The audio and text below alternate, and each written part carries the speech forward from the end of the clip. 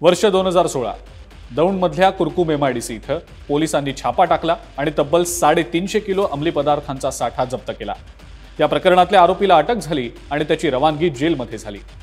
पण या घटनेतनं पुढे एका मोठ्या गुन्ह्याची उत्पत्ती होणार आहे हे कदाचित त्यावेळेला पोलिसांना सुद्धा माहिती नसावं। जेलमध्ये त्याची भेट आणखी 2 व्यक्तींशी झाली आणि बनला एक मास्टर प्लॅन।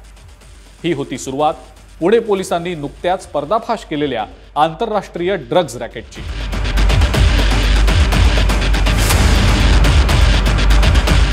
पुण्यामध्ये उघडकीला आलेल्या आंतरराष्ट्रीय ड्रग्ज रॅकेटचं कनेक्शन हे थेट पंजाब, दिल्ली ते थेट इंग्लंडपर्यंत असल्याचं समोर आलंय।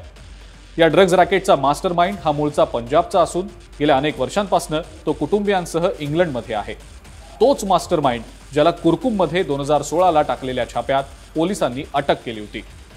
पुणे पोलिसांनी पुण्यासह दिल्ली आणि इतर काही भागांमध्ये सुद्धा छापेमारी केली आहे। यात पुण्यामध्ये 717 किलो तर दिल्लीमध्ये 970 किलो असे एकूण 1700 किलो ड्रग्ज जप्त करण्यात पोलिसांना यश आलंय, ज्याची किंमत 3000 ते 3500 कोटी रुपये इतकी आहे। या प्रकरणी दिल्लीमध्ये एकूण 5 आरोपींना अटकही झालेली आहे। कुरिअर कंपनीच्या माध्यमातून हा मोठा ड्रग्जचा साठा देशाच्या बाहेर पाठवण्यात येणार होता अशी माहिती पोलिसांनी दिली आहे।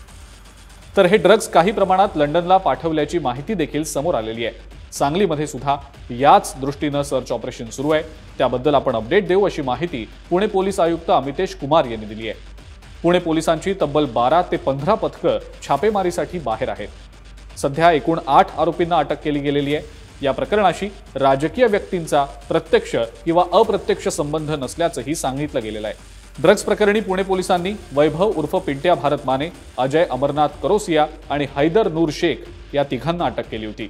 यातला वैभव माने आणि हैदर शेख हे दोघे तेच आहेत ज्यांची कारागृहात त्या मास्टरमाइंडची भेट झाली आणि ज्याचं रूपांतर आता इतक्या मोठ्या रॅकेटमध्ये झालंय।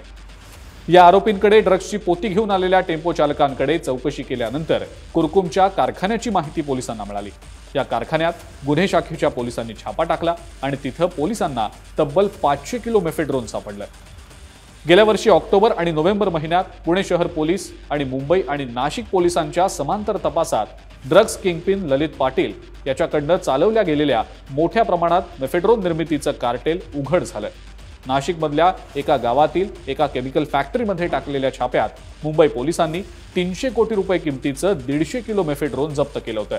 त्यानंतर आता पुन्हा एकदा मेफेड्रोनचा इतका भला मोठा साठा सापडल्यानं मेफेड्रोनच्या विळख्यातनं पोलिसांनी तरुणाईची सुटका करण्यात मोठं यशच मिळवलंय। हा व्हिडिओ तुम्हाला कसा वाटला ते आम्हाला कमेंट्समध्ये नक्की कळवा।